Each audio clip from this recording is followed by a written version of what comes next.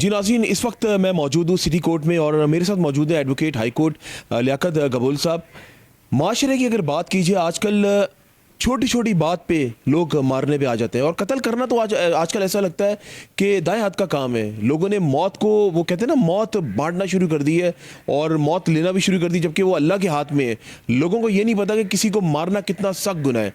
आइए, माशरे में ये जो नासूर फैला हुआ है, क्योंकि आज यहाँ पे आने का मकसद यही, पूरा केस आपने देखा शुरू से लेकर आखिर तक।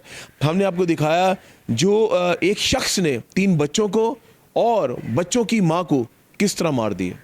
अभी केस चल रहा है, अभी जो कातिल है वो पुलिस की गिरफ्त में। मज़ीद इंकशाफात अभी होना बाकी हैं। आइए मज़ीद पहले तो ये बात करते हैं लियाकत साहब से, वो खुशामदीद कहते हैं कि माशरे में ये जो नासूर फैला हुआ है इसकी बड़ी वजह है क्या।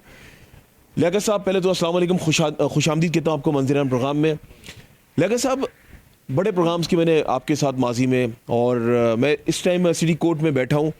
समझ से बाला तरह के डेली बेसिस पे आपके पास तो इस किस्म के केसेस आते होंगे। क्या समझते हैं, क्या वजूहत है जो ये केसेस ख़त्म होने का नाम नहीं ले रहे? लोग पेशेंस की कमी क्यों हो गई है? बहुत शुक्रिया अमजद साहब। देखें, बिल्कुल आपने अभी अपने इंट्रो में कहा कि कत्ल करना जो है ना, एक तो लोगों का बिल्कुल एक आसान काम है, और एक कत्ल, देखें, मौत तो अलग ही हाथ में है। लेकिन यहाँ पे बिल्कुल जो है लोगों के अंदर एहसास नहीं है। यहाँ पे किसी को जो है ना छोटी सी बात के ऊपर जो है ना कत्ल कर दो, किसी की प्रॉपर्टी पे कब्ज़ा कर लो, किसी की बीवी को भगा लो, उसके बाद उसके साथ शादी कर लो, बाद में पसंद ना आए या उससे अनबन हो जाए तो उसको कत्ल कर दो। ये तो मुआशरे में आम है। देखें, अदालतों के अंदर आपको सैकड़ों केसेस मिलेंगे, कत्ल के मिलेंगे, अगवा के मिलेंगे, तावान के मिलेंगे, जुल्म ज़्यादती के मिलेंगे। देखें, जब तक आप माशरे को इंसाफ फराम नहीं करेंगे, लोगों की जान और माल की हिफाजत नहीं करेंगे, और ये तमाम तरह जिम्मेदारी हमारी रियासत की बनती है। जब रियासत जो है ना इसके ऊपर स्टेक एक्शन नहीं लेगी तो ये अनारकी फैलेगी जो ना। और मैं समझता हूँ कि इस वक्त जो है लोगों के अंदर, हमारे मुल्क के अंदर, हमारे माशरे के अंदर, मैं समझता हूँ खौफ बिल्कुल ख़त्म हो चुका है। आप किसी भी शख्स के साथ जो है ना किसी का कत्ल कर दो, उसको पता है मुझे सज़ा नहीं होनी है। किसी की प्रॉपर्टी के ऊपर जो है ना जाकर कब्जा कर लो, उसको पता है मेरे खिलाफ कोई एक्शन नहीं होगा। किसी के बीवी बच्चों को भगा लो, उसको पता है कि मेरे खिलाफ कुछ नहीं होना है, कि लड़की मेरे साथ है, कल जाके बयान दे देगी। देखें, ये जो माशरे के अंदर बिगाड़ पैदा हो रहा है दिन ब दिन, ये सब हम चीज़ें महसूस भी कर रहे हैं, देख भी रहे हैं। लेकिन सवाल निशान ये है कि हमारी रियासत इसके ऊपर कुछ नहीं कर रही। रियासत को अपने कामों से जो है ना फुर्सत नहीं है, वो अपनी सियासी मामलात के अंदर उलझे हुए हैं। देखें, रियासत का काम होता है कि लॉ एंड आर्डर को ठीक करे, मैशत को ठीक करे, लोगों की जान और माल की हिफाजत को यकीनी बनाए, उनकी इमलाक की जो है ना हिफाजत को यकीनी बनाए, और रियासत जो है लोगों की हिफाजत करती है। यहाँ पे जो है ना हमें नहीं देखता। हम आए दिन जब सोशल मीडिया देखते हैं, हमें बड़ा अफसोस हो रहा होता है कि कहीं किसी ने किसी को अगवा किया हुआ है, कोई गाड़ी के मसले पे लड़ रहा है, कोई जायदाद के मसले पे लड़ रहा है, कोई किसी को जो है ना, ये सब चीज़ें आम हो गई, ये बड़ी आम हो गई। और कामन से लोगों में डर खौफ नहीं है जो ना। ये डर खौफ उस वक्त पैदा होगा जब हम कानून की रेट पैदा करेंगे, जब लोगों को सजाएं होंगी, जब लोगों को कानून की पासदारी करने वाला बनाएंगे। लोगों के अंदर डर खौफ पैदा होगा कि अगर मैं जुर्म करूंगा तो मुझे सज़ा मिलेगी। ये तमाम चीज़ें जो मैं समझता हूँ कि हमारी पुलिस किसी तरीके से सही तरीके से काम नहीं कर रही, हमारे दूसरे इदारे हैं जिनको काम करना चाहिए वो सही तरीके से काम नहीं कर रहे। कहीं ना कहीं जो है ना ऐसी गलती है जिसका खुमियाजा आवाम को भुगतना पड़ रहा है, और लोग जो है ना अपनी जानों से जा रहे हैं। अच्छा लियाकत साहब, जिस तरह आपने कहा कानून की पासदारी करना फ़र्ज़ है, ये बात आप सही कह रहे हैं, लेकिन अभी मैं हाई कोर्ट में मौजूद हूँ। मुझे ये बताएं कि लोगों में खौफ नहीं है, लोगों को पता है हमें इंसाफ, जिस तरह आपने कहा, इंसाफ नहीं मिलेगा। तो हमारी अदालतों में आज भी अगर बात की जाए, इंसाफ का रेशियो कम नहीं है? क्योंकि मैं उस जगह पे मौजूद हूँ जहाँ पे इंसाफ भी मिलता है, इंसाफ नहीं भी मिलता। क्या समझते हैं आप? बिल्कुल, मैं समझता हूँ इंसाफ का रेशो बिल्कुल कम है। इंसाफ तो ऐसा है ना कि फ़ौरी इंसाफ होना चाहिए और जल्द से जल्द इंसाफ मिलना चाहिए। यहाँ इंसाफ हासिल करने के लिए भी आपको टाइम की कुर्बानी देनी पड़ती है, आपको पैसे की कुर्बानी देनी पड़ती है, आपको जानों कुर्बानी रगड़नी पड़ती है। देखिए, आपको एड़ियाँ रगड़नी पड़ती हैं। अगर जब तक जो है आप इंसाफ, अगर आपको पैसा है आपको इंसाफ मिलेगा, अगर आपके पास पैसा नहीं है आपको कोई इंसाफ देने वाला नहीं है। आप किसी भी चीज़ को उठा के देख लें, अगर आप थाने में जाएंगे तो वहाँ आपका पैसे के बगैर काम नहीं है, अगर आप अदालतों में जाएंगे वहाँ आपका पैसे के बगैर काम नहीं हो सकता। तो देखें, ये तमाम चीज़ों के लिए आसान करना, ये हमारे एक रियासत का काम है कि वो इन चीज़ों को जो है लोगों के लिए आसानियाँ पैदा करें। देखें, जब तक आप रिश्वत का खात्मा नहीं करेंगे, जब तक आप मेरिट पर इन्वेस्टिगेशन नहीं करेंगे, जब तक लोगों को इंसाफ फराहम नहीं करेंगे, तो ये बिगाड़ पैदा होता रहेगा, और लोग इंसाफ के लिए सालों से जो है ना धक्के खा रहे हैं। बड़े पेंडिंग में केसेस मौजूद है, जो है ना आपके पेंडिंग मिलेंगे यहाँ पे कहीं, क्योंकि उसकी वजह यह है कि देखिए आपका जो है ना ये निज़ाम सही नहीं है। अगर आप इस निज़ाम को सही करेंगे, सही करने की कोशिश करेंगे, आपको जो है ना वक्त लगेगा। जब तक आप तब्दीली नहीं लाएंगे, आसानियाँ पैदा नहीं करेंगे, लोगों को इंसाफ नहीं मिलेगा जो ना। अच्छा, आपने बात की कि इंसाफ हुकूमत की जिम्मेदारी भी है, लेकिन एक बात बताएं, जिस जगह जगह पे मैं मौजूद हूँ यहाँ पे तो आप लोगों की जिम्मेदारी बनती है ना कि लोगों का इंसाफ फराम करना। तो क्या काली भीड़ें हर जगह पर है, तो यहाँ भी होंगी काली भीड़ें? देखिए वकील का एक अपना काम है, अदालत का एक अपना काम है। देखिए बड़ा ये अहम तमाम किरदार है ये वकील तमाम का। बिल्कुल अहम किरदार है, लेकिन देखिए ये तमाम चीज़ें आपकी शुरुआत देखें जो ना, लॉ एंड ऑर्डर किसकी जिम्मेदारी है? रियासत की जिम्मेदारी है। ऐसे ही, so true। कानून के ऊपर अमलदारी करना कानून नाफिज करने वालों का काम है। अगर कोई इंसिडेंट होता है FIR दर्ज करना पुलिस का काम है, गवाहों के पेश करना पुलिस का काम है, प्रोसिक्यूशन का काम है मुलजमान को सज़ा दिलवाना, अदालत का काम है सज़ा देना, और वकील का काम है उस केस को चलाना। देखिए ये एक पिलर है, एक जो है ना एक गुलदस्ता है।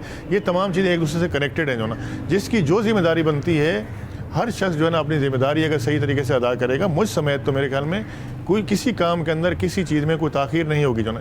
बिगाड़ तो उस वक्त पैदा होता है कि जब आप गलत FIR काटते हैं, गलत लोगों को मुलविस करते हैं, आप इन्वेस्टिगेशन सही तरीके से नहीं करते जो ना, आप मैं यही बात करने वाला था। देखिए इन्वेस्टिगेशन वहाँ से आती है पुलिस जी से। बिल्कुल, आपकी प्रोसिक्यूशन कमज़ोर होती है, आपके गवाह जो है ना उनको धमकियाँ दी जाती हैं, या उनको अगवा कर दिया जाता है, या उनको डराया धमकाया जाता है, वो एविडेंस देने के लिए नहीं आते, पुलिस आपकी एविडेंस कलेक्ट नहीं करती है, जिसकी वजह से जिसका बेनिफिट मुलजिम को मिलता है वो शवाहिद जो उसको सज़ा दिलवाने के लिए जो अदालत में पेश होने चाहिए, अगर आप उनको ज़ाय कर देंगे, मुलजिम को सज़ा नहीं मिलेगी, तो कैसे उसको डर खौफ होगा? वो 2 साल में 3 साल में छूट जाएगा। इनिशियली अगर बात की जाए तो FIR से सारे मामला शुरू होते हैं, और FIR के बाद फिर वो इन्वेस्टिगेशन ऑफिसर की जिम्मेदारी बनती है, IO की जिम्मेदारी बनती है कि अदालत में वो केस सही यहाँ पे वो पिटीशन जो दायर होती है, सब कुछ मामला होते हैं सही यहाँ पे बताया आप लोगों को।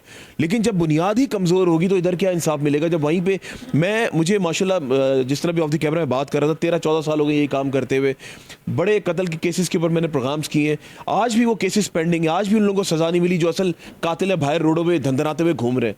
तो क्या समझते हैं कि चले अदालत में केस आ गया, लेकिन IO के हाथ में बहुत अहम पेशरफ्त होती है, तो आप क्या समझते हैं कि वहीं से क्या केस बिगड़ना शुरू होता है, पुलिस स्टेशन से? बिल्कुल आपने सही निशानदेही की है कि जब आपका इन्वेस्टिगेशन अफसर जो है, जब आपकी पुलिस सही तरीके से केस को लेके नहीं आएगी, शवाहिद को कलेक्ट नहीं करेगी, इन्वेस्टिगेशन सही तरीके से नहीं करेगी, तो वो आप उस मुलजिम को सज़ा कैसे दिलवाते हैं? यहाँ पे अदालत वारंट निकालती है, गवाहों को बुलाती है, आपके गवाह पेश नहीं होते, आपके तफ्तीश अफसर को बुलाते हैं, वो नहीं आता, आपकी चार्जशीट टाइम के ऊपर नहीं आती है। जब आपके गवाह नहीं आएंगे, आपकी केस प्रॉपर्टियाँ नहीं आएंगी, तो आप मुझे बताएं कैसे किसी को सज़ा दिलवा सकते हैं जो ना।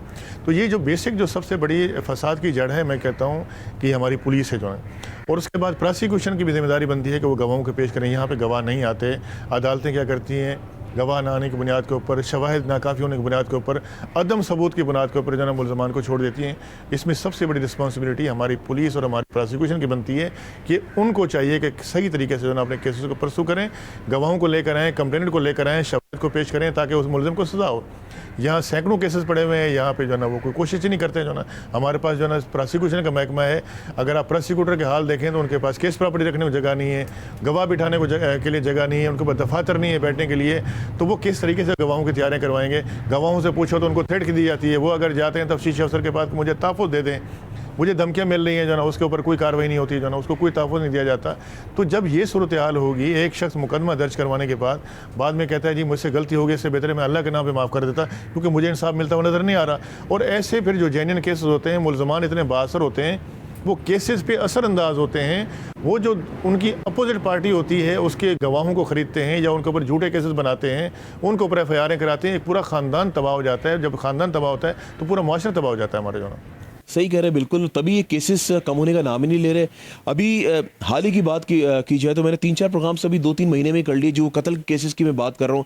अभी बाप ने बेटे के साथ मिलके गुलशन इकबाल में अपनी बेगम को, बहू को, बेटी को जूस के अंदर जहर मिला के पिला दिया। आज जिस केस की आपसे बात करने के लिए मैं आया हूँ यहाँ पे, आशिक ने महबूबा को, उसके बच्चों को मार दिया। तो ये जो माशरे में नासुर फैला हुआ है, आप क्या समझते हैं कहीं ना कहीं कि हम लोगों का भी कसूर है और सोशल मीडिया का भी कसूर है? या अगर ड्रामा इंडस्ट्री की बात की जाए, ड्रामों में भी ये सब कुछ दिखा रहे होते तो ये वहाँ से भी शुरुआत होती? क्या समझते ये जो जहर है कि ये जो मैं आपको ड्रामा बता रहा हूँ, सोशल मीडिया बता रहा हूँ, क्या उसका इम्पैक्ट आता है इसके ऊपर?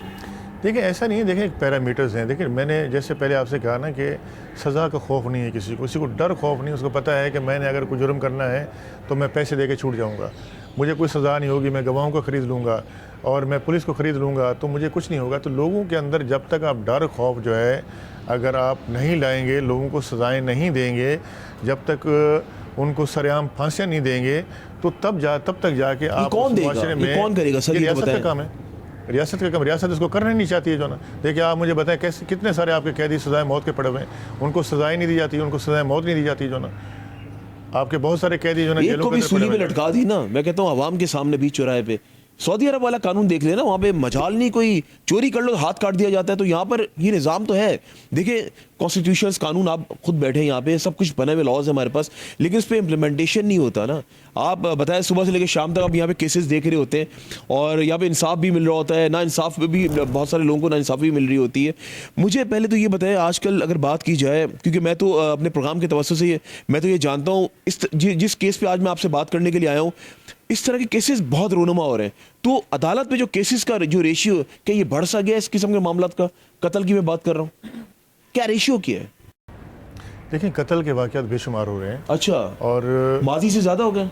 देखिए मेरे ख्याल में पहले की निस्बत ज़्यादा हो रहे हैं। ओके।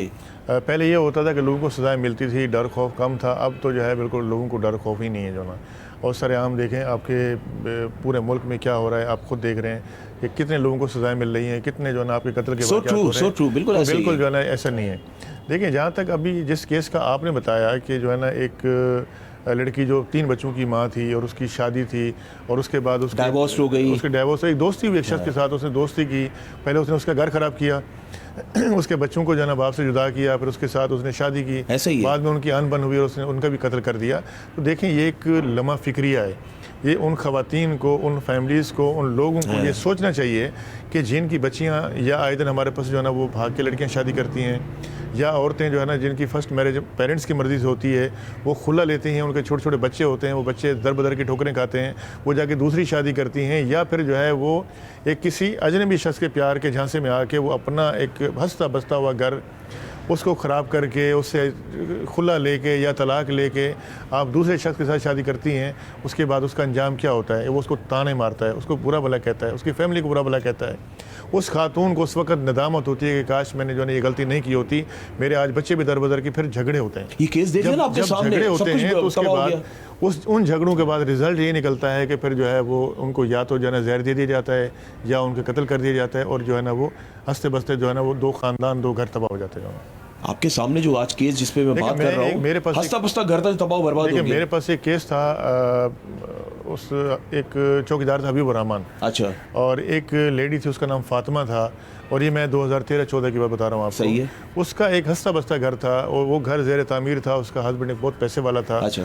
उस लेडी ने अपने आशना के कहने के ऊपर जो है चौकीदार को पैसे दे के अपने हस्बैंड का मर्डर कराया, और उसके बाद उसके जो है ना लाश के टुकड़े कराए जो रेत से और बुलाकों से मिले जो ना। बाद में वो लेडी जो है ना पकड़ी गई, और वो मुलजिम जो जिसने ये पैसे लेके हरकत की थी उसको भी सज़ा हुई।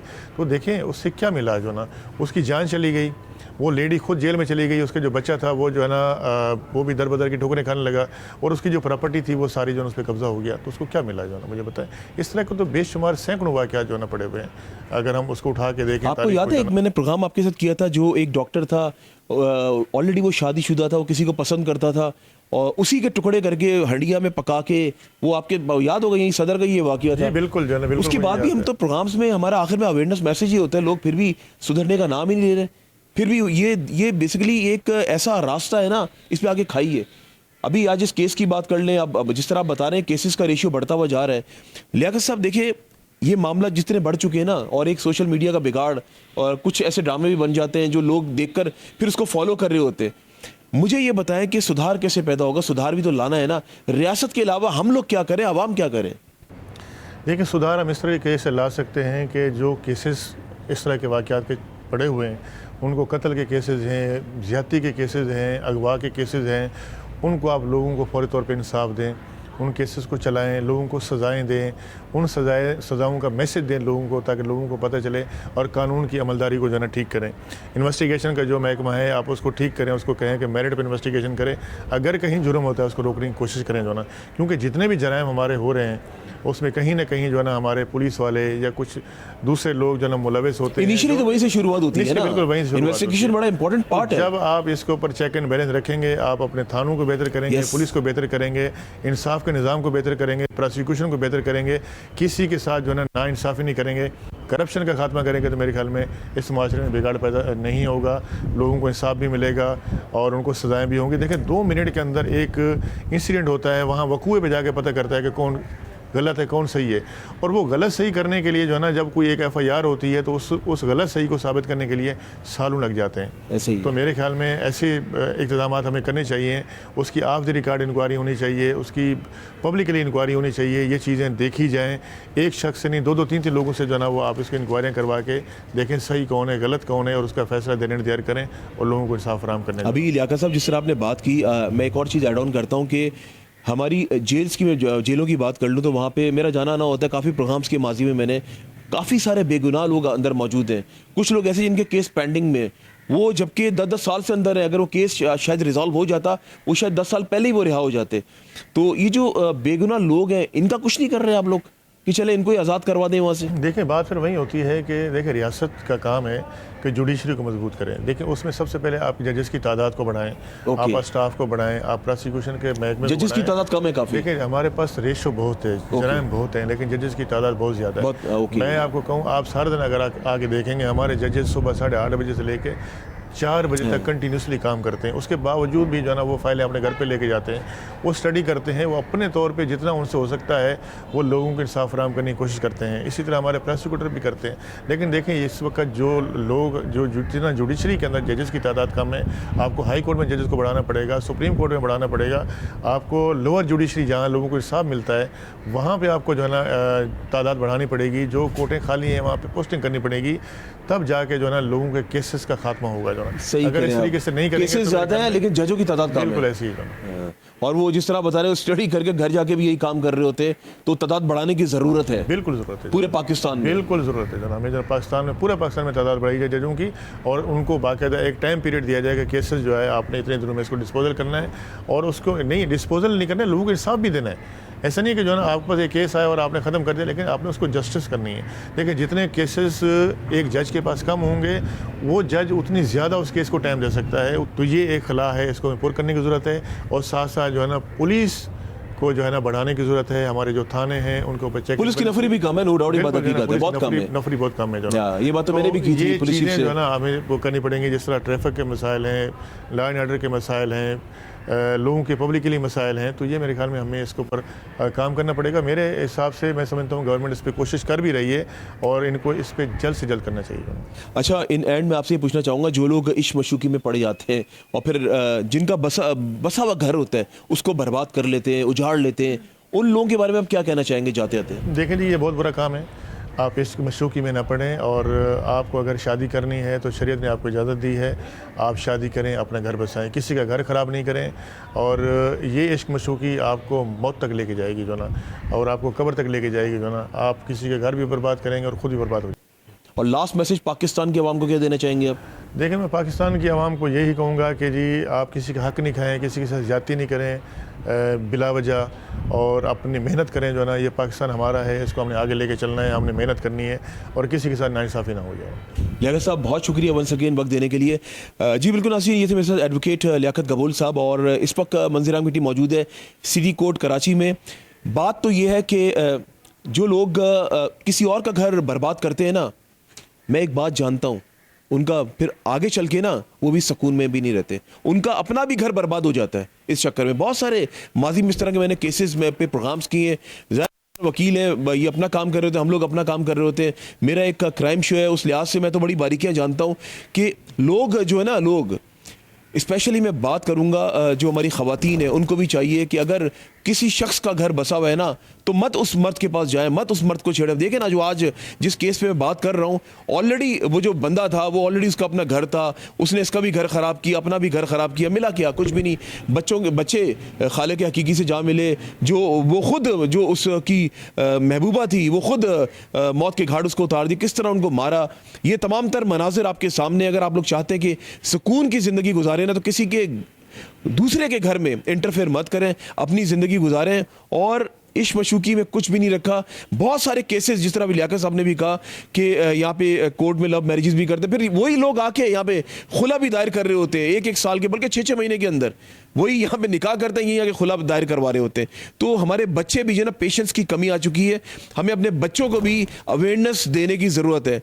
उम्मीद करते हैं कि आने वाले वक्त में शायद सुधार आ जाएगा। मैं ना सिर्फ कराची की बात कर रहा हूँ, सूबे सिंध की बात कर रहा हूँ, मैं पूरे पाकिस्तान की बात कर रहा हूँ। पूरे पाकिस्तान में इस तरह के केसेस जो है वो जन्म ले रहे हैं। हम तो कोशिश करते हैं अपने प्रोग्राम के तवज्जुह से, इस माइक के तवज्जुह से, कि लोगों में अवेयरनेस पैदा करें। इसी के साथ अपने मेज़बान अमजद चौधरी और मेरी टीम को इजाज़त दें, और जब भी दुआ के लिए याद उठाएं, मुझे और मंजूर अहमद की टीम को अपनी दुआ में ज़रूर याद रखिएगा। अल्लाह हाफ़िज़। नासिर, पाकिस्तान जिंदाबाद।